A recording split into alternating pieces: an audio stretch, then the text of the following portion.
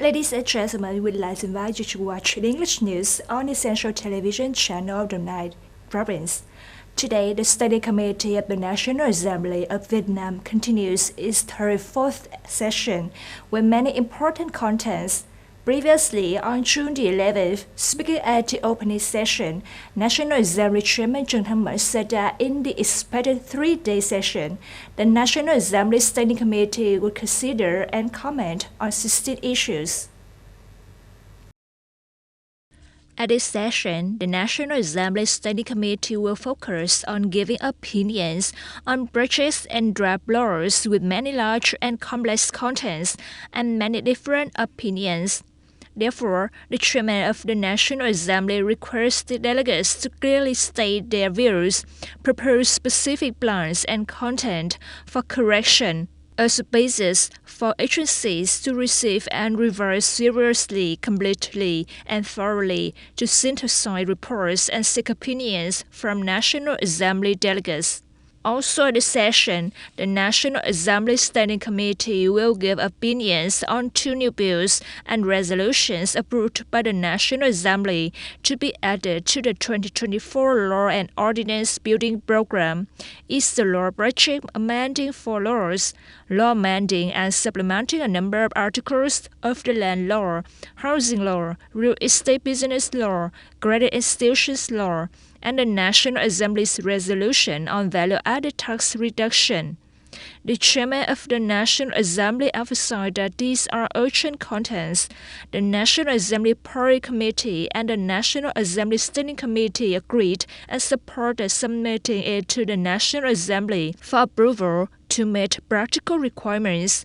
The National Assembly Party Committee also reported and asked for opinions from competent authorities on this issue.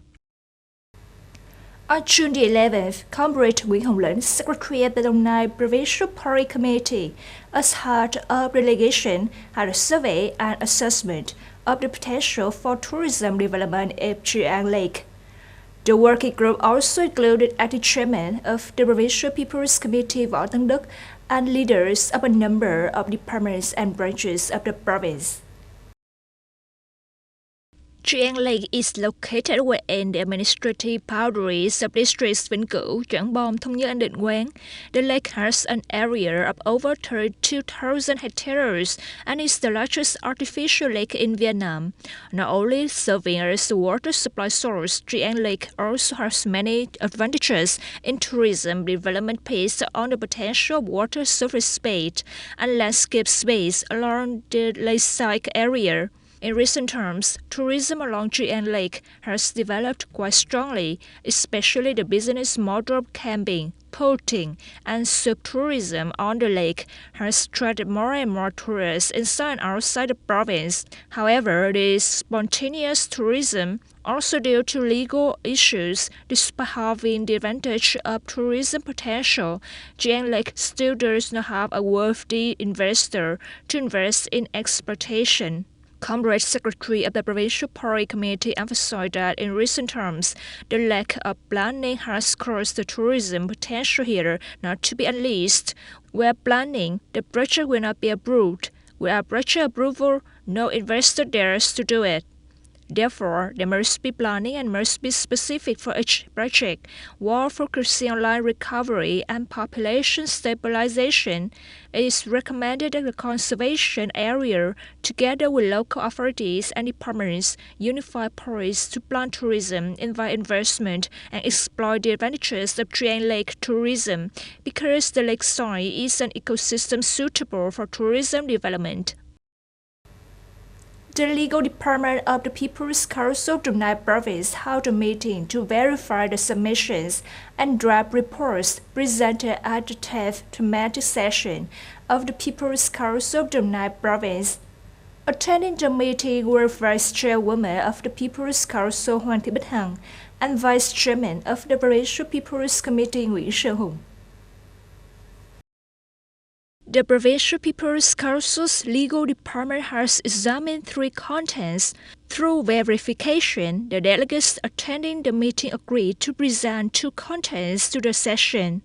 As for the content of the draft resolution deciding on measures to ensure the implementation of democracy at the grassroots level in Đồng Nai province, it has not been submitted to the upcoming thematic meeting. Concluding the meeting, head of the legal department of Đồng Nai Provincial People's Council Trương Thị Mỹ Dung requested the presiding agencies to develop a draft resolution and the Provincial People's Committee office to advise the Provincial People's Committee to complete the content of the draft resolution according to comments received at the working session. It is expected that the 17th thematic session of the 10th Đồng Nai Provincial People's Council for the 2021-2026 term will take place on June the 18th. Reuters news agency said that the Palestinian Hamas has retracted the ceasefire proposal in Gaza proposed by U.S. President Joe Biden. Reuters cited information from Israeli officials saying that on June the 11th, the country received a response from Hamas, in which this force retracted the proposal to release hostages put forward by President Biden, and at the same time proposed a new timeline for a permanent ceasefire with Israeli and the withdrawal of Israeli troops from Gaza, including Rafah. Izzat al-Rizq, a senior member of the Hamas political office, said that Hamas' response to the Gaza ceasefire proposal opens a wide path to reaching an agreement. White House spokesman John Kirby later confirmed that the U.S. had received a response from Hamas, but did not provide details.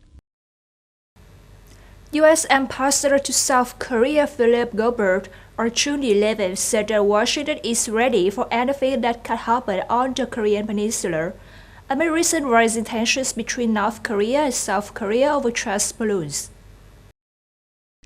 North Korea sent balloons filled with trash to protest South Korean activists sending anti-Pyongyang leaflets.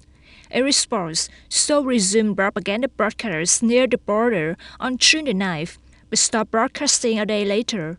Speaking at the event organized by the U.S. Peace Center for Strategic and International Studies, Mr. Goldberg said, "We are ready for whatever happens, and we will not let our guard down because it is very unpredictable." Mr. Goldberg emphasized that U.S. forces in South Korea are proof of the long-term security commitment between the two sides. Referring to the movement to send leaflets against Pyongyang, the U.S. ambassador called for reducing tensions. You have just watched English news on the Central Television channel of Đồng Nai Province. Thank you for joining us and goodbye.